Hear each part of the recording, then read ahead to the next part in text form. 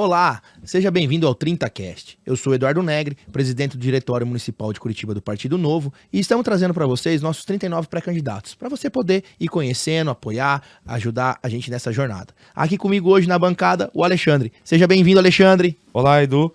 E lembrando, não esquece de curtir, comentar e compartilhar e se inscrever no nosso canal para acompanhar todas as novidades do Novo Curitiba. Isso aí, clica aí no sininho para você receber a notificação. E quem quiser seguir a gente no Instagram, @NovoPRCuritiba. E hoje, aqui com a gente, nossa convidada Eva. Seja bem-vinda, Eva. Obrigada. Obrigada, Alexandre. Obrigada, Eduardo. Então, a gente está aqui hoje, principalmente, para conhecer quem é a Eva. Qual que é a sua história? Se você puder contar para mim um pouquinho da sua história, onde você nasceu, como você chegou aqui em Curitiba, que a gente quer te conhecer.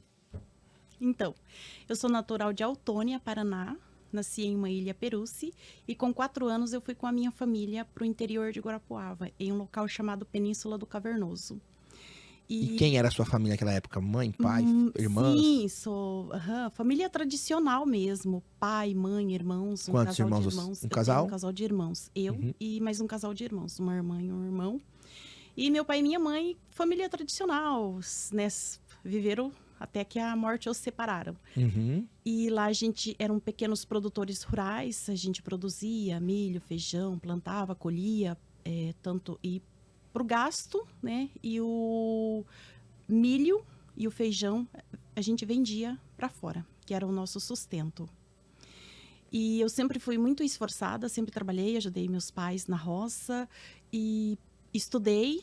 Né? Lá tinha muita limitação, a gente tinha só até a 4ª série, mas assim que abriu um colégio próximo, que era em Cachoeira, eu já me matriculei, fui atrás, me matriculei. Então vocês ficavam, assim, bem na área rural mesmo, assim, era uma colônia, como que... Comunidade. Comunidade. A gente chama, mas era uma colônia, que aqui a gente entende por colônia, né? Então era uma colônia, uma comunidade. Na época, eu acredito que tinha umas 200 famílias. E aí vocês lá, né, ali tinha então até a 4ª série. Aí se quisesse mais que isso, tinha que ir pra cidade. Tinha que ir pra cidade, isso mesmo, tinha que ir pra cidade estudar. E tinha como ir? Tinha transporte público? Como que... Não, nessa época não tinha. Tinha só a professora mesmo, chegava a 4ª série e o pessoal parava de estudar. Então não tinha opção. Algumas vezes os pais nessa época, na minha época, era muito carrasco.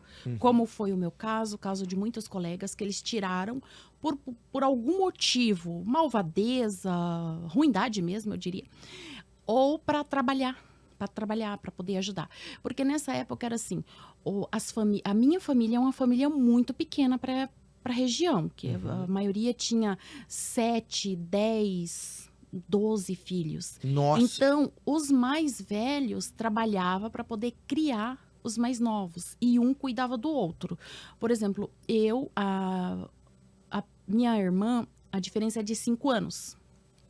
E o meu irmão é 2 anos. Então, isso quer dizer, a maioria das vezes, quando meus pais viajavam, eu que cuidava do meu irmão. Então, eu tinha que cuidar do meu irmão, todos os cuidados, atenção para ele não se machucar, trabalhar, fazer os serviços todos... E estudar, fazer tudo, sabe? Então, a criança já pegava a responsabilidade de adulto já. Muito grande. E quando meus pais viajavam, eles já deixavam as tarefas, que tinha que carpir o terreiro, que tinha que... Então, assim, era a tarefa que a gente já fazia, que era ajudar a mãe, fazer os serviços de casa, da roça, e mais um pouco, que era pra gente não ficar parado, não podia ficar parado. Que legal. E aí você, então, só teve acesso até a 4ª série ali. E aí, como que você fez para continuar o estudo? Continuou o estudo, ali parou. E daí abriu um colégio que tinha colégio e escola, que daí tinha até a 8ª série, que era no Cachoeira. Um patrimônio ali perto. Isso mesmo, próximo. Dava 1 hora e pouquinho de ônibus. Daí começou a ter ônibus para o transporte. Quando esse ônibus quebrava no meio do caminho, quando chovia, a gente fazia todo esse trajeto a pé, eu e meus colegas. A gente andava, só sei que assim, o ônibus, vamos supor que parava em torno de umas 10 e pouco, a gente chegava em casa com o dia amanhecendo. Caminhando. Agora você me pergunta, outro dia você faltava, a gente não faltava por nada.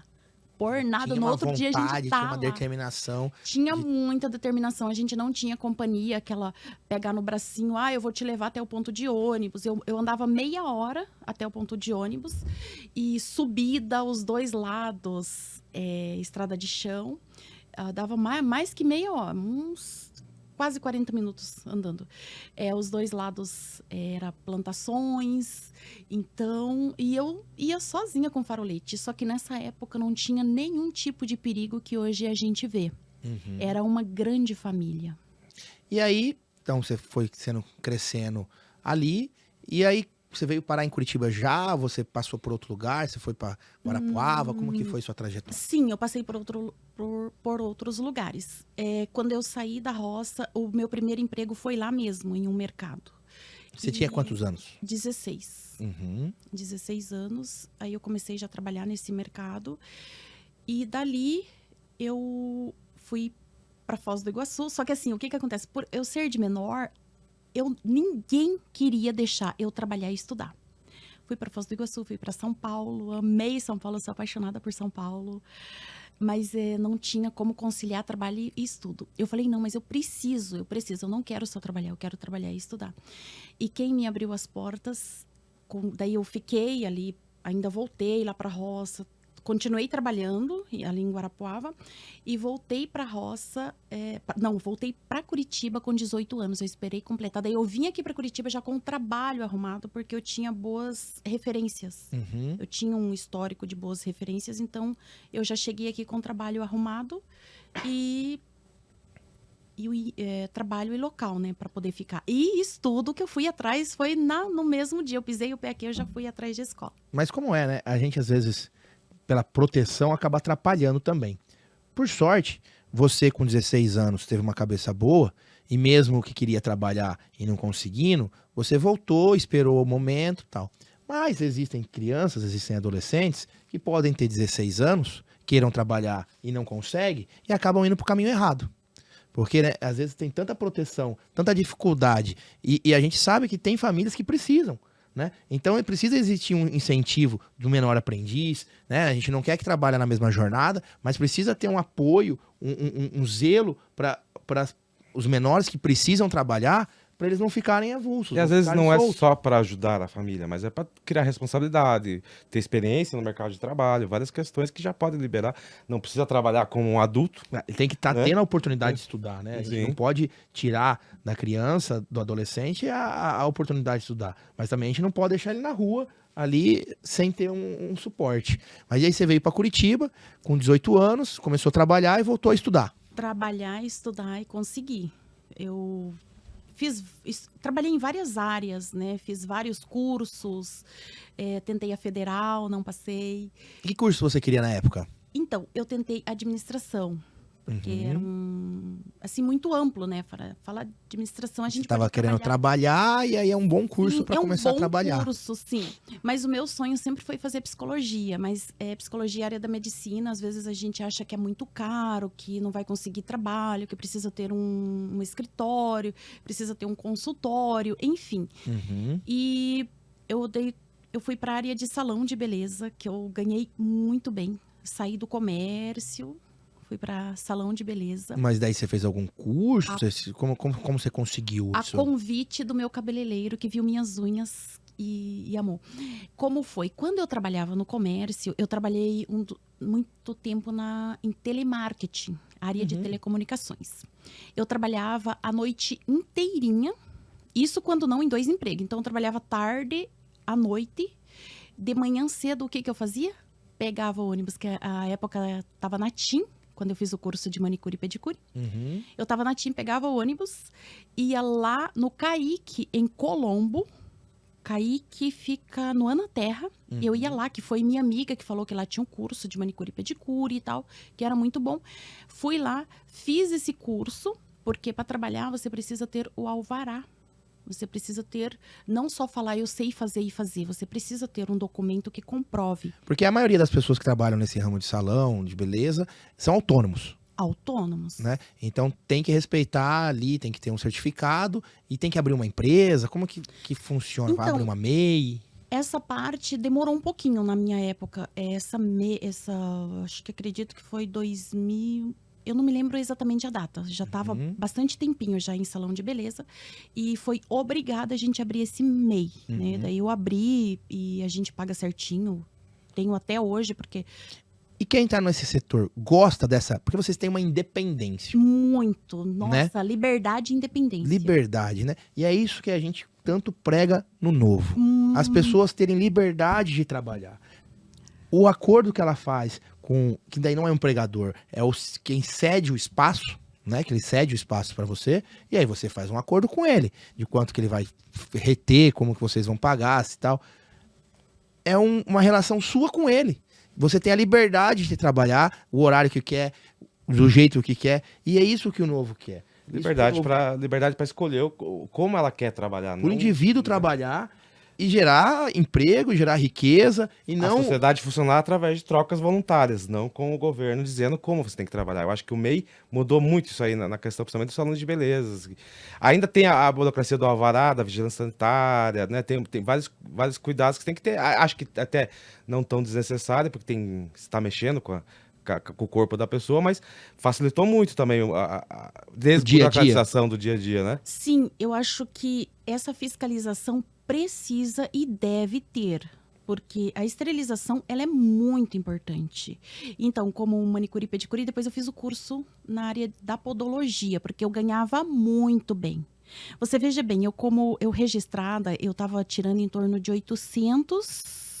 Chegava, não dava nem 900, daí descontou um monte, né? Um monte. Aí, mais os benefícios ali, eu só sei que eu tirava em torno de 800. Quando eu falei pro meu cabeleireiro, ele falou, isso você tira em uma semana. E eu duvidei. Isso no telemarketing, então, era o Sim. R$800. E aí, ele falou, você tira em uma semana. Isso mesmo. E aí você sabe que era todo dia, de domingo a domingo no telemarketing, sim. E todo mundo fala que é um estresse absurdo. É um estresse muito grande, mas eu gostava muito, porque eu me dou muito bem com metas, com pressão. Ali é sob pressão e você trabalha o corpo inteiro, né? O corpo e a mente ali o tempo todo. Então, era uma coisa que eu sempre gostei muito de atendimento, Então, pra mim, eu tirava de letra. Gostei. Foi muito bom enquanto durou. Quando o meu cabeleireiro falou isso, eu já tava na GVT e eu resolvi sair, me dar uma chance, sabe? Pensei, vou ver. Tava no seguro-desemprego. Edu, não demorou muito. Eu tava tirando esse valor e mais um pouco em uma semana, em torno de 1.000. Depois passou para 1.700. Daí eu pensei, nossa... Eu vou ficar milionária, eu vou fazer o curso de podologia. Acertei o lugar. E isso como empreendedora, não como empreendedora, sem ninguém um profissional me mandar, liberal. Assim, assim, com meritocracia.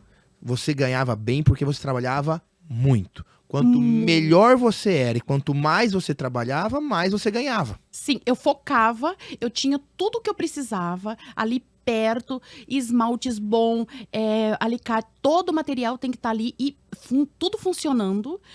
E o que aconteceu? Eu era a primeira a entrar e uma das últimas a sair. Era 11 horas, 23 horas, eu tava lá. E se fosse na CLT, você não poderia fazer isso? Já não poderia, porque tem limitação de horário, enfim. E às vezes eu saía dali e ainda ia atender meus amigos, todo mundo. E na podologia, no início foi bem difícil, né? Porque foi bem foi 2013 que teve aquele processo, impeachment, enfim. Daí eu achei... crise, né? Nossa, crise. Eu achei que eu ia morrer de fome. Cadê meu 1.700? Mas sobrevivi. Fui trabalhar em salão, né? Como podóloga. Levei em torno... Daí já era uma mão de obra mais qualificada. Mais qualificada. Daí você tem que sair, né, da área que você tá ali dominando para uma área de início, porque pedicure, manicure e pedicure é uma coisa, podologia já é um tratamento, né, já requer... É diferente. Outros cuidados sanitários, Outros né? cuidados. Os cuidados sanitários, sim. Mas a esterilização, os dois a gente precisa fazer. Tá. Praticamente a mesma. E... fazem 2 anos que eu tô... Que salão também limita, tá, Eduardo? O salão, na época que eu trabalhava em salão, você tem horário para entrar, horário para sair. Muitas vezes você não pode nem fazer os seus intervalos, a gente não tem isso. Se faltar, é uma semana de castigo. Tem vários castigos. Daí você fala, peraí, não sou CLT. Você sai dali e vai lá reclamar. No outro dia, o teu patrão, ele tá sabendo tudo. O horário que você foi, o que você falou dele, daí mais castigo. Então, o salão, ele é muita punição, é muito castigo. Fazem 2 anos que eu me libertei de salão, vai fazer ainda 2 anos que eu me libertei de salão. Hoje eu atendo home care. E eu tô ganhando quase o triplo que eu ganhava em salão. Na liberdade, olha, hoje eu tô com a minha agenda fechada e conversando com vocês. Então, essa liberdade de poder trabalhar com o que gosta, de fazer o que gosta, de fazer os meus horários. Hoje, então, virou uma empresária. Sim, eu sou uma empreendedora. Uhum. Que legal. Então, veio lá do interior, onde não tinha nem estudo, e veio conquistando todo, traçando esse trajeto tão bonito, que hoje tá aí sendo dona de si mesmo, né? Vamos dizer. Dona de mim mesma. É claro que eu ainda tenho muito que conquistar, né? E não Tem muitas satisfeita, conquistas. agora quer ajudar as outras pessoas. Então, mas aí assim, Sim. não é só de agora. Acho que você já tem outra experiência na política, né? Já procurou, tal. Sim, já entrei uma vez. E como que foi essa inquietude, assim? O que te indignou? A gente no Novo sempre fala que as pessoas, a maior parte que estão no Novo, ou todas, é que estão indignadas e querem sair da indignação e ir pra ação. O que fez você te indignar? O que você viu que você falou, não é possível, tem que mudar isso na política?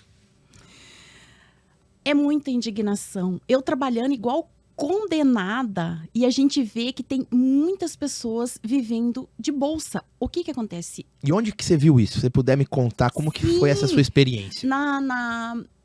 Sabe, eu fiquei 8 anos aqui focada, trabalhando e estudando. Quando eu fui visitar a minha família, eu me deparei com outra realidade, sabe? Tem muitas pessoas, né, principalmente na agricultura, que recebem algum tipo de bolsa. Não é só Bolsa Família, algum tipo de bolsa. E essas pessoas, assim, não produzem como antigamente. As oportunidades continuam iguais, sem estrada, sem saúde, sem educação, sem maiores incentivos. Então, pensei, meu Deus, sabe, eu amo a roça. Eu aprendi a gostar muito de Curitiba, eu tenho um carinho muito grande por Curitiba, mas a roça tá ali, a raiz, tá ali Sua origem, né? a minha origem, gente, que é a alimentação saudável, que a gente tanto fala, né? As pessoas produzem. Natural. E natural. E as poucas pessoas que produzem, que trabalham, porque ainda tem muita gente que trabalha, eles estão desanimados, a maioria já quer vender para poder vir para a cidade ter uma vida melhor. Então, isso eu fiquei muito triste, sabe? Foi uma das causas que eu falei, nossa, eu posso... sabe? O que eu posso fazer de diferente para mudar? Então, sim, para resumir, que você ficou indignada, você olhar que por um movimento do governo de estar tentando melhorar a vida das pessoas, como ele fez de uma forma não inteligente, não programada, né? Ele só criou uma forma das pessoas se acomodarem. Isso mesmo. Né? Por quê?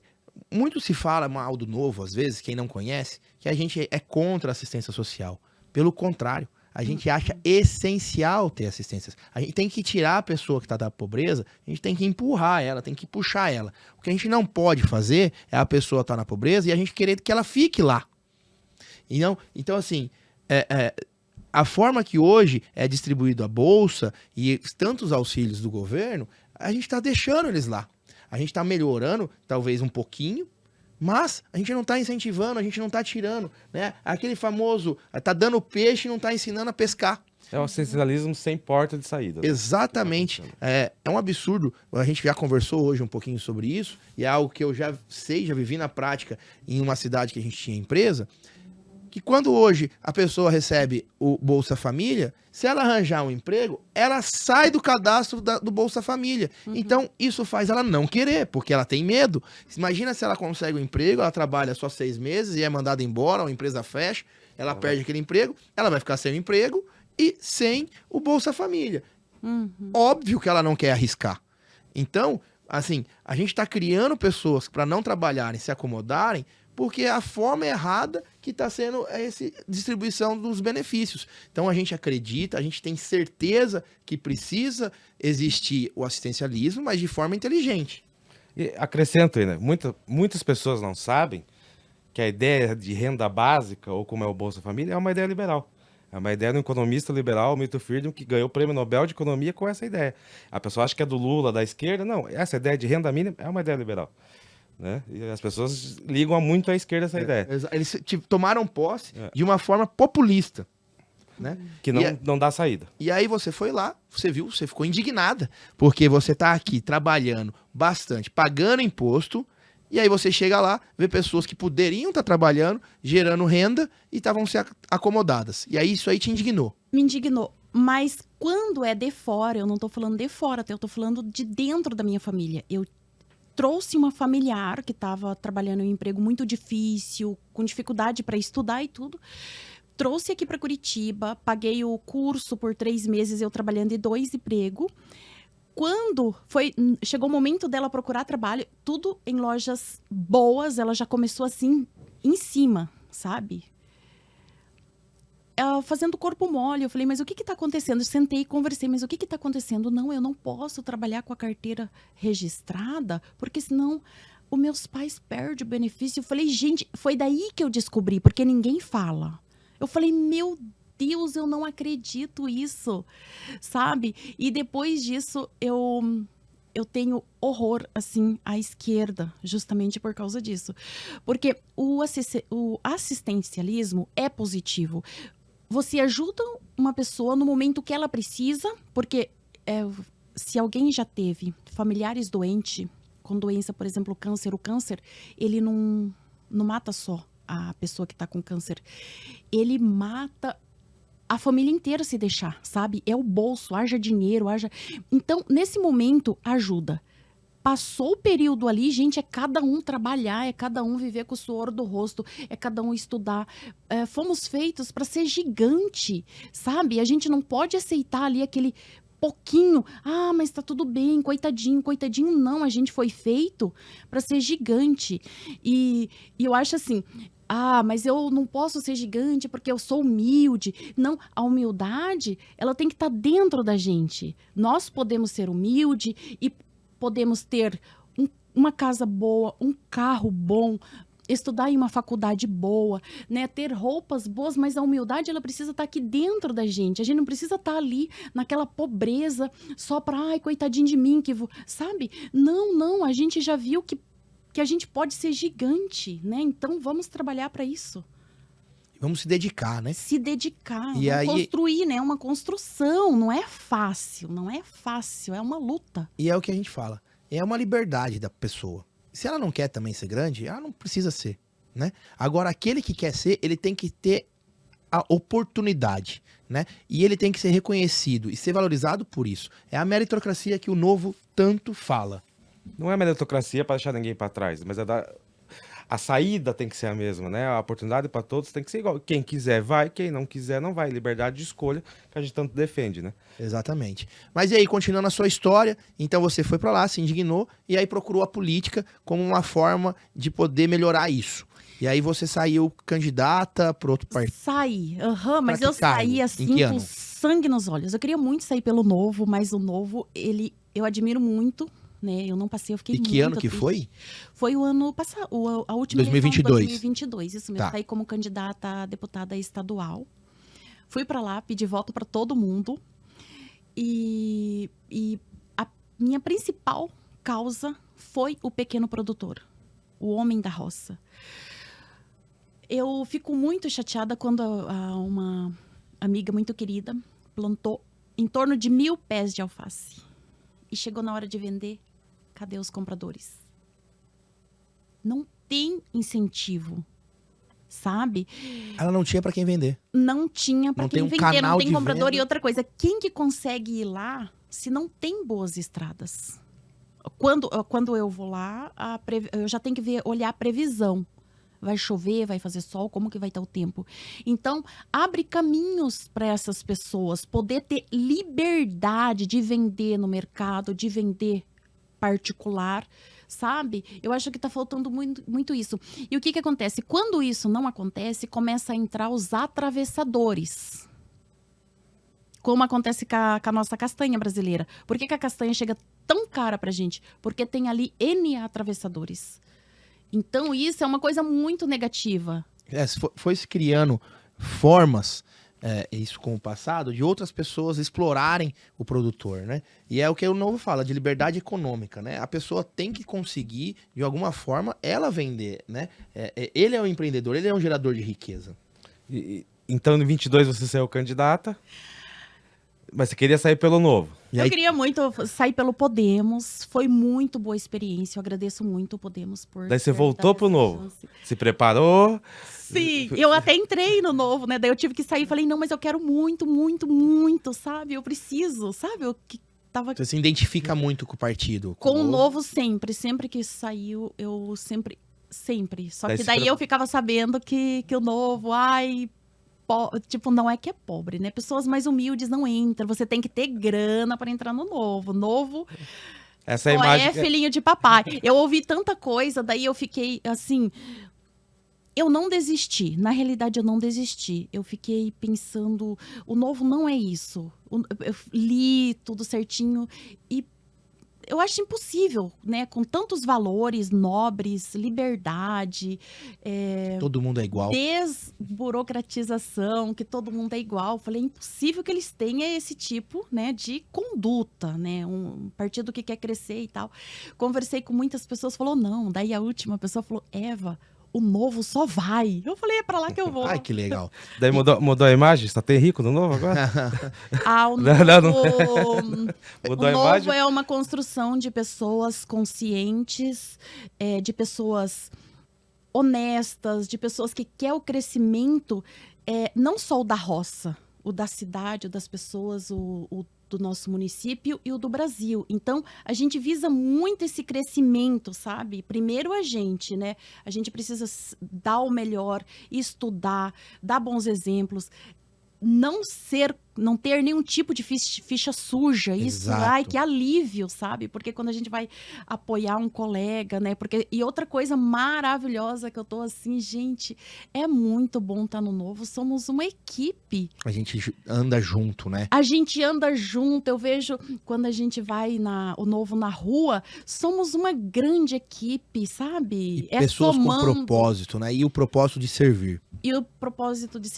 E são várias ideias. Brilhante.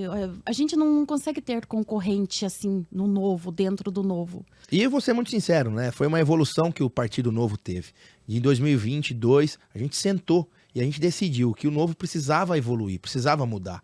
Então a gente atraiu mais pessoas, a gente abriu para mais pessoas estarem participando e esse é o crescimento que o Novo está tendo agora. É um reflexo. E isso hoje me dá um orgulho, aqui como presidente do diretório, de ter pessoas como você, com uma história brilhante, de superação, de garra. Esse é o brasileiro. Esse é o brasileiro. A grande maioria do brasileiro é esse, que veio, que teve dificuldade para estudar, mas aí conseguiu empreender, conseguiu estudar, e está aqui hoje, cheio de boa intenção, com valores, com princípios, e que pouco recebeu do poder público, mas recebeu muito da sociedade. E que acha que agora também tem que retribuir, que ainda pode construir alguma coisa. Então, muito obrigado por essa coragem, essa vontade de estar com a gente, de estar nessa jornada. Mas, para finalizar, a gente está chegando ao fim, eu queria uma mensagem da Eva. Quem que é a Eva e o que te motiva hoje? Então, a Eva é uma pessoa muito batalhadora. Eu tenho muita força, muita garra, muita determinação. Quando eu coloco uma coisa na minha cabeça, eu vou e eu consigo, sabe? Vou até conseguir. Tem que ser assim, algo que eu pense, eu acho que não vale a pena. Daí sim, eu vou deixar pra lá. Ou coloco na caixinha para um momento oportuno. E a minha mensagem é para todas as pessoas. Eu acho que a gente consegue, existe um caminho, e esse caminho mais leve, que para mim, no meu caso, é leve. É o caminho do trabalho, é o caminho do estudo, é o caminho do conhecimento, é o caminho de cair e levantar quantas vezes for preciso. E é isso. E aí, Alexandre? Não, eu tenho muito orgulho de ter a Eva no Novo, sabe? A Eva representa muitas pessoas que moram na nossa cidade, muitas pessoas com a história parecida, que vêm, que batalha, que estuda, que corre atrás. Eu fico muito feliz de ter a Eva no Novo hoje. É que eu ainda não abri a boca, né, Alexandre? Eu tive Eu muitas brigo com ela. dificuldades, sabe, Negre? Quando eu entrei no Novo, Ai, você tá gravando ainda? Vamos? E assim, até vou te fazer uma pergunta. Você me falou que tava com um sonho, que você tinha um sonho lá atrás de ser psicóloga. Como que tá esse sonho? Esse sonho eu já coloquei em prática. Então, lembra que eu falei pra você das barreiras? Né, que, precisa ter isso. Não, você precisa ter coragem para ir lá fazer a faculdade, porque te abre várias portas. Hoje em dia, a psicologia tá em tudo. Tá na escola, tá nas empresas, tá nos consultórios, tá nas clínicas e tá no home care. Então você está fazendo psicologia. Eu tô fazendo, o ano passado, eu me organizei. Claro que eu tinha muitos outros sonhos, né? Enfim, eu pensei, não, agora é o momento. E eu sentei, a gente reclama muito de valores, né? A federal é o dia inteiro. Que trabalhador que consegue fazer a federal? Não, é integral a federal. Uhum. Eu não consigo fazer federal, mesmo que eu passe, eu ia ter que deixar. E eu sentando um dia com uma colega, ela falou, eu tô fazendo. Eu falei, quanto que tá? Quando ela falou o valor, eu falei, não, eu tô dentro, eu já vou... No outro dia, já fui lá, já conversei, já entrei. Eu tô amando o curso. Sabe, uns colegas todos comprometidos, todos trabalhadores. A gente chega, sabe, com aquela mesma garra, com sono, cansada. Às vezes eu tenho que parar tudo, fazer o trabalho. A gente somos uma equipe. Se unimos para fazer, não consegue imprimir, outra imprime. O que tá faltando? Não consigo me achar. A gente se acha, sabe? E tá uma delícia. E que orgulho, que bom eu ouvir isso. Eu amo e aí você tratar conseguiu as pessoas. realmente exemplificar algo que você acabou de me falar. Que você não desiste das coisas. Você pode colocar numa caixinha para outro momento. Mas você me falou que seu sonho com 18 anos era fazer psicologia. Até antes, foi com 13 que eu tive contato com uma psicóloga. E aí, então, dos 13 anos, você guardou na caixinha e falou, calma, eu vou fazer. E tá fazendo. Parabéns. Muito lindo ver pessoas como você. Muito obrigado por fazer parte do Novo. Te desejo muita sorte. Espero dia 6 de outubro a gente tá comemorando junto o resultado da eleição. Obrigado por estar aqui com a gente. Muita sorte na jornada. Alexandre, obrigado. Obrigado, Edu. Obrigado, Eva. E bem-vindo ao time novo. Muito obrigada pela oportunidade, obrigada mesmo. Eu sinto, assim, um orgulho muito grande de fazer parte e eu acho que é um dos prêmios fazer parte de uma equipe como o Novo. Muito obrigada pela essa oportunidade. Obrigado, pessoal. Espero que tenham gostado. Você que gostou, curta, comente, compartilhe. A gente precisa do seu engajamento. Divulgue os nossos pré-candidatos. E espero vocês no próximo programa. Obrigado.